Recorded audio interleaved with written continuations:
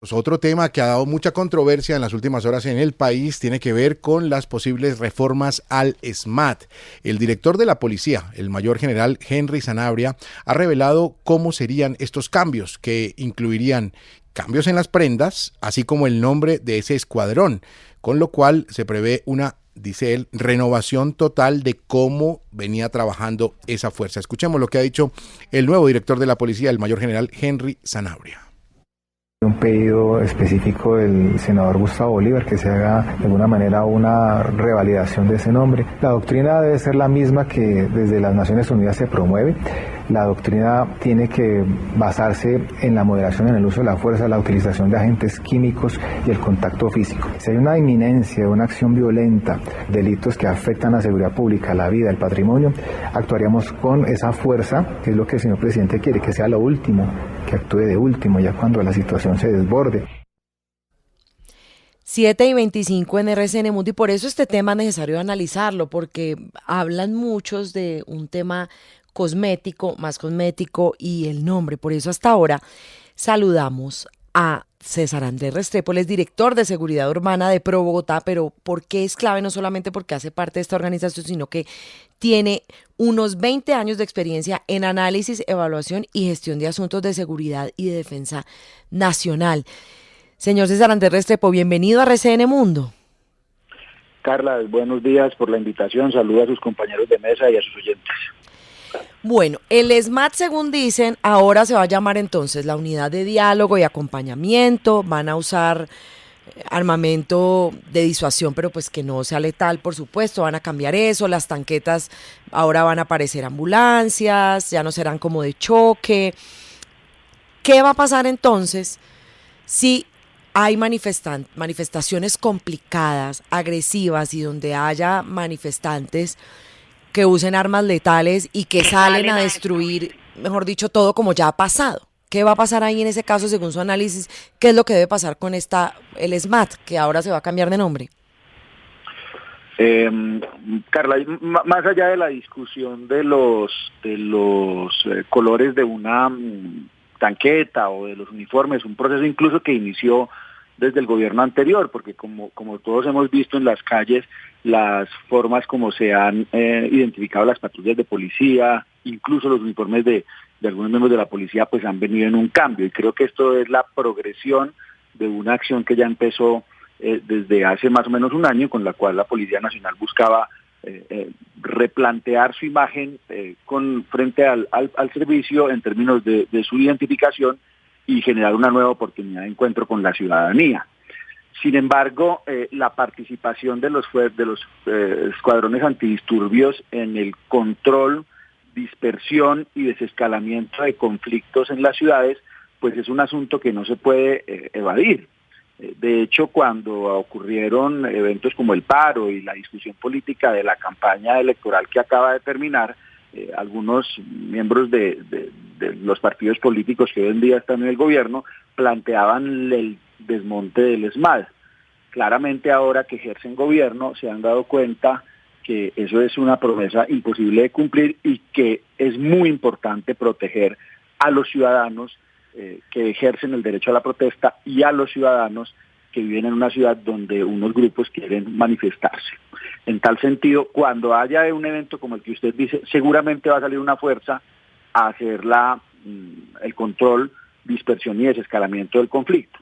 La pregunta que había hasta este momento era si con el desmonte del SMAD, entonces quién lo hacía, y por eso es una buena noticia que ya el gobierno haya decidido no desmontarlo. Y en ese sentido, César Andrés, para reforzar su argumento, quería preguntarle lo siguiente. Aquí ganaron esas ideas, ¿no? Las ideas según las cuales había que desmontar el SMAT, porque el SMAT supuestamente no respetaba los derechos humanos en el marco de una protesta, y que eventualmente sin el SMAT seguramente no habría actos de vandalismo. Eso sí es ingenuidad.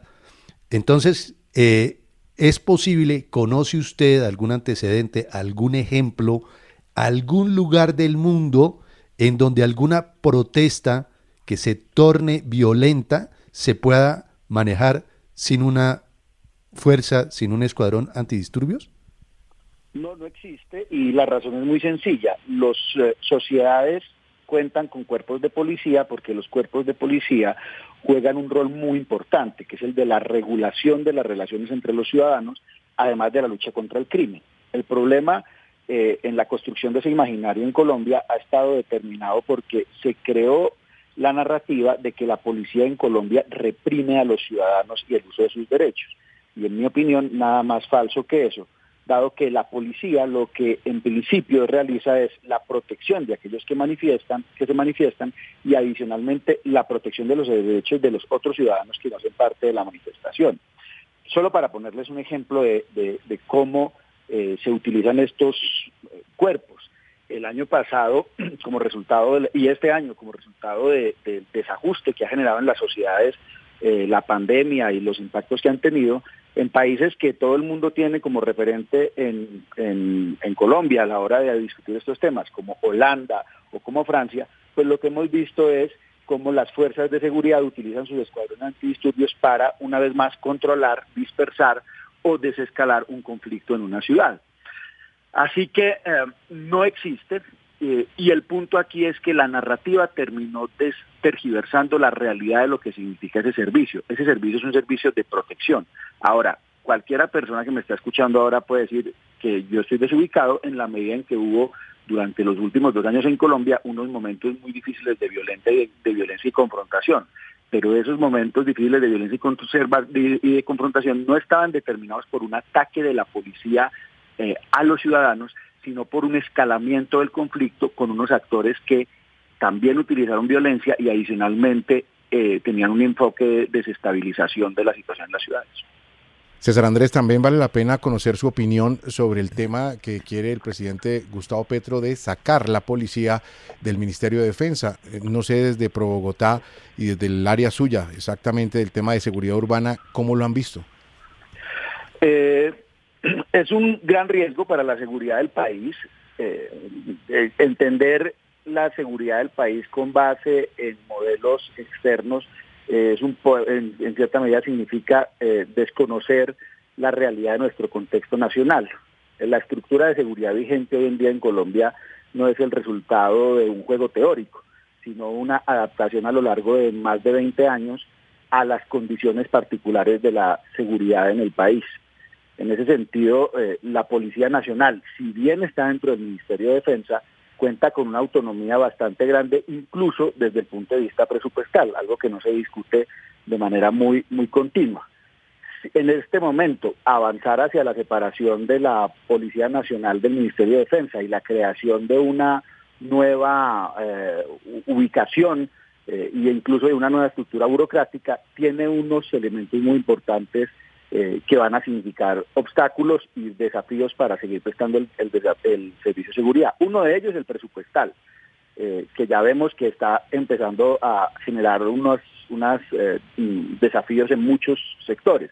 Pero 2 voy a dejar muy importantes aunque esto es mucho más complejo. El primero es que la responsabilidad frente a los problemas de seguridad se va hoy en día, a partir de eso, a dividir entre 2 figuras políticas.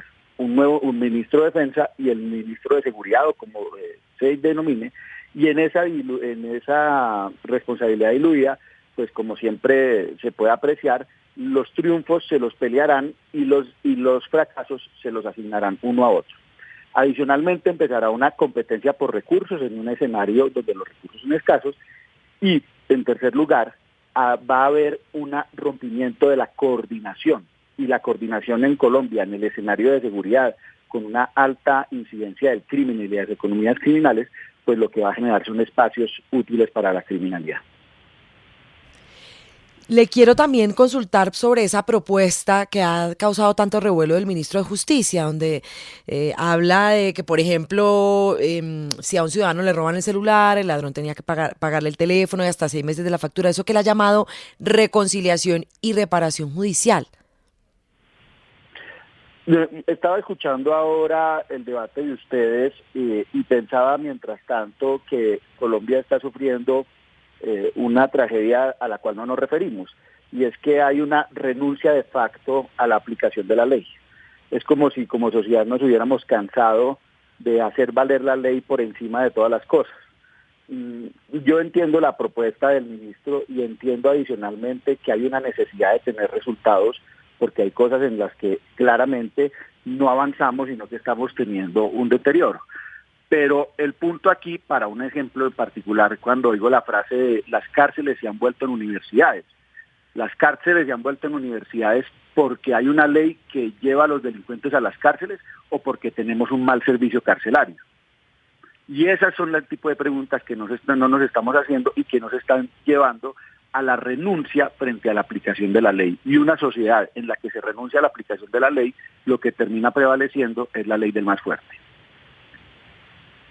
Le agradecemos a César Andrés Restrepo, director de Seguridad Urbana de Pro Bogotá, por estar estos minutos con nosotros aquí en RCN Mundo. Gracias por toda esta información que nos has compartido hoy, César Andrés. Seguimos en contacto con usted. Muchas gracias. Buen día para todos.